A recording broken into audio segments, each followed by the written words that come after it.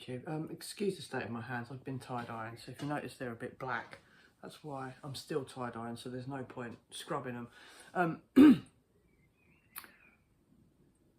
The reason why I started this channel is because I'm different to most normal girls, okay? Most normal girls are straight, look a certain way, fashionable, want to look like skinny and fit in a dress and wear high heels, put makeup on and look nice. And girls have a certain way of how they do things. And I have slight gender issues, and also I'm gay, not that it makes any difference, but I've never really fit into the girly girl sort of groups. I've never fitted in. Never been, you know, I can do it. I can wear my hair like I'm supposed to and put makeup on and put a dress on, and I can do all that. I just feel totally uncomfortable. It's not who I am. And I don't want to look how most girls want to look. I go to the gym for my own mental health well-being. Because I have gender issues, instead of having a sex change and, you know, going on testosterone and having surgery and all these sort of things, I found that going to the gym and making myself feel better about myself, how I look appearance-wise, and making myself feel stronger, and actually wearing tie-dye, and I don't wear fashion clothes. I make my own clothes near enough. My hair's different. I like different music. My house is designed different. I'm not the run-of-the-mill. And there seems to be all these groups out there for women who lift, women over 50, women over 40. It doesn't matter what group I go in, I'm not really accepted that well. I'm not really accepted into that group that well, because I don't know if women don't know how to talk to me, or they feel, I don't know if they're threatened or envious. I can't see why that would be the case. Or is it because I've got too much muscle in certain places? Well, you know, I look at, and I can't think it's that, because I'm not fucking Fatima Whitbread or anything. And there's women who compete who are enhanced, who've got more muscle than me, but still want to be feminine. Now that's a whole different conversation that I'd have. If you're competing, I get why you're doing what you're doing. But I am not doing this to compete. I'm doing this solely for my own well-being. And most people who go to the gym are doing it for aesthetic reasons and to feel fitter. It just gets so overcomplicated. So I have different dietary requirements. Like, so I'm virtually vegan, and it turned out that I'm just basically, I've always been near enough vegetarian. Don't particularly like meat, never have done. So I stopped the meat. I still had dairy, but dairy makes me feel snotty and lethargic and not right. I like fish, and I still would eat fish because I could kill a fish, but the fish is so tainted with mercury and farmed in such bad ways that getting decent fish, I'd rather not eat it. I eat eggs. I try and buy eggs from local farms, and I try and buy eggs that are, you know, I spend a lot of money on eggs. I'd rather spend £5 for 6 eggs that I know have been in someone's garden running around and spend £2.50 for some battery caged eggs. That's just who I am. So my diets, everyone's like, you can't gain muscle, you can't do that. Come on. You got to be fat. You know, I'm not fat. Look, there's a little bit of that there. Look, just a little bit. I'm 51 years old, for Christ's sake, and menopausal. I'm a size 10, which if you're in America, I think that's an 8. I weigh 11 stone 4. This is the other thing. Everyone's scale watches, and I just, all I see everywhere is people overdoing stuff and having lots of mental health issues from how the world expects you to look and be. Greg Doucette says quite a lot, and he says it in his video, and he's right. Don't base what you want to look like on what someone else looks like. Get to your genetic maximum, and worry about what your opinion. Like, I like what I look like in the mirror. Now, anything I'm doing now is just to tweak things. So like, oh, that bit of my shoulder maybe not a bit as big as I might want it. So if I play with my lats a bit more, my lateral raises, delt lateral raises, maybe that will become bigger, or my front delt's not big enough, or I want abs. Now, as a woman who's 51, and I am not genetically, I hold my fat in my arse, okay? I have what we'd call, and this isn't a racist term, a black woman's arse. It sticks out like a shelf. I've always had it, and I've got good hamstrings. Now, most women are in the gym exercising their glute and exercising their hamstrings, because that's where a lot of women hold their cellulite, you know, the backs of the legs on their quads, as well as the back of the back and their arse. Well, I hold my fat on the back of my back and my arse. I do hold a portion of fat on my belly, as I've just shown you, but it's like a donut-sized bit of fat like that round my belly button. And in the morning, if I haven't had a shit ton of carbs the night before, i.e.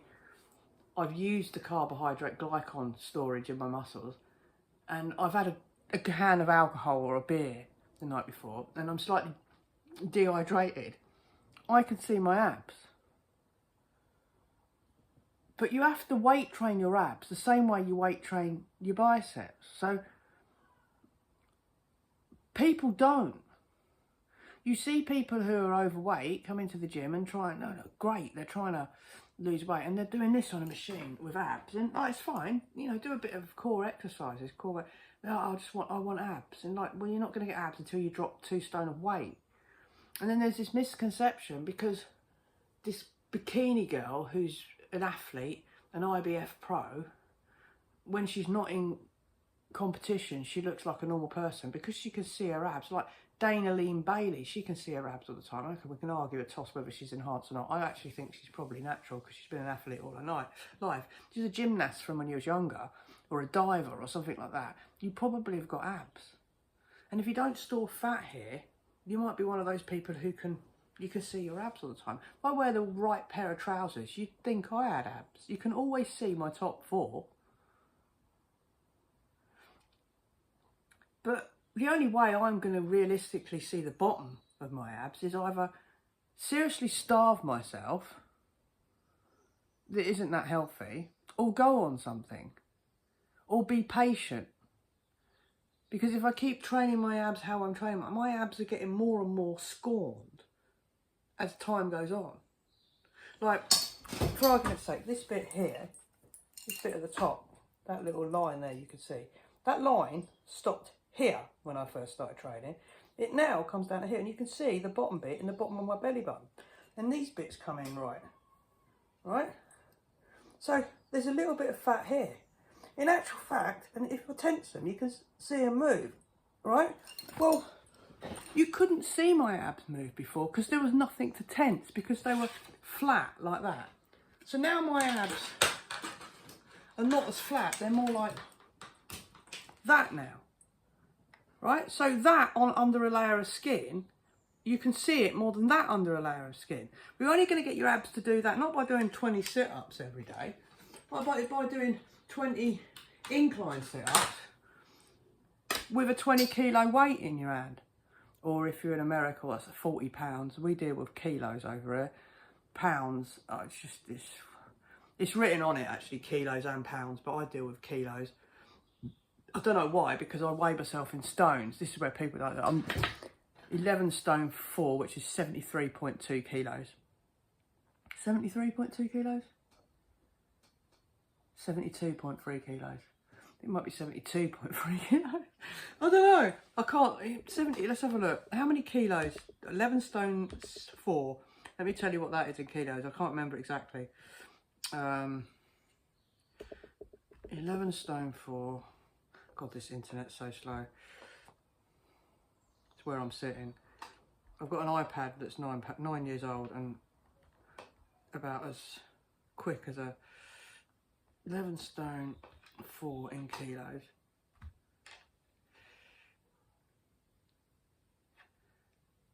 $11 stone exactly is 69 kilos, so it must be 72. 71.6, sorry. 71.6 kilos is how much I weigh on average. So between 71 and 72. So I'm 5'6", a dress size 10, but I weigh between 11 stone 4 and 11 stone 7, which is 72 kilos. When I first started weight training, I weighed the same, but I was a size 16 and overweight, because muscle obviously weighs the same as fat, but muscle takes up less space than fat. So lots of people make a mistake of scale watching, and they go, oh my God, because I saw this on this, like, there's this Facebook page I joined and then they said, oh, share a picture saying, introducing yourself. 4 days later, they still haven't accepted it. And I'm like, do you know what, I can't bother with places like this. So I'm not actually in that group anymore. But people, oh, I'm at a brick wall, I can't lose weight, my weight's not changing, I've been to the gym and I'm training and now my weight's not changing. It's like, why are you looking at your weight? You should be measuring yourself, not looking at your weight. Your weight's fucking irrelevant. When are people going to realise that that body mass index thing was invented for insurance? You know, it has a degree of where we should be, but so the main reason why I've made this channel up is because, one, I want to have real talk. I don't video my workouts, and I don't video my workouts because everyone's videoing their workouts. Why do you want to see what workouts I'm doing? My workouts are no different. It's just pointless.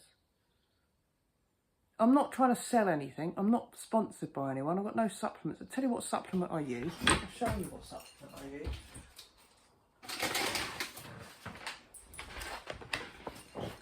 That. And its only ingredients are protein blend, 59% pea protein, rice protein, coconut sugar, coconut powder and sea salt. That's it. That's all that's in it. I don't want to use all this concoction of crap. And the other thing I take is that, right? And it's got that in it. I take huge quantities of vitamin D. I take 3 of those a day at least, and I take 1 of those after training. Other than that, I don't take anything. I don't even take creatine. It gives me an actual rash, and my creatine levels are on point. My testosterone levels are on point. I've had my blood tested because I'm menopausal. There's fuck all wrong there. Even my cholesterol's right.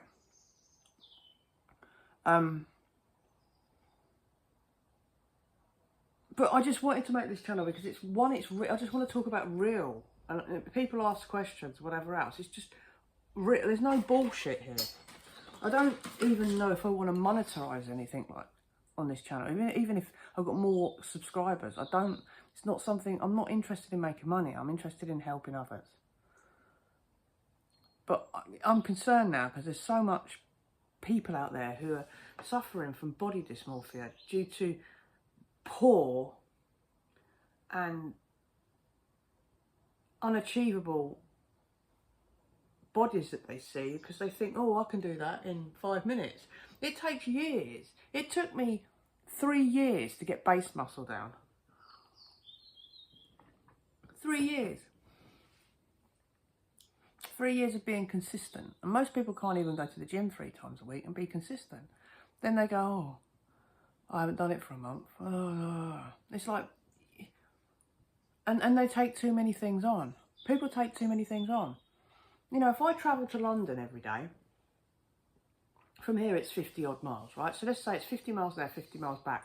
And I put 120 miles of petrol in my tank because I think, oh, I'll put 20 miles extra in just because I might get stuck in traffic. And I come back and I didn't get stuck in traffic, so I've got 20 miles left. So the next day I go to London and I put 120 in again because I might get stuck in traffic. I don't care about the 20 I've left in there. And the same happens again. I've now got 40 worth of miles that I didn't have in them. And the third day, the same happens again. And then I've got 60. And before you know it, you've got a whole journey to London and back in your tank still. Well, that's how food works. I always calculate it over a week. So if I can eat 2,000 calories a day, that's 14,000 calories. If I work out at the gym 4 times a week, and I don't always add this in, say I do, and I burn 500 calories, this is just ad hoc, that's 2,000 calories more. So if I eat 2,000 calories Monday to Friday, I can actually eat 3,000 calories on Saturday and Sunday. So I can have the 2 beers I want and the afters. I don't know how people find it so hard. I've not been on a diet yet. You don't have to go on a diet, just move more. Everyone knows when they overeat. And obviously, there's times when people overeat and there's reasons for it. And I get it. People have mental health issues. And I know there's some people who struggle with eating. I know that some people binge eat when they get down. And I know that some people with medical conditions. I'm not saying everyone, but 70% of the population know when they've overeaten. I just need to say this because the body dysmorphia and what I'm seeing out there is quite concerning.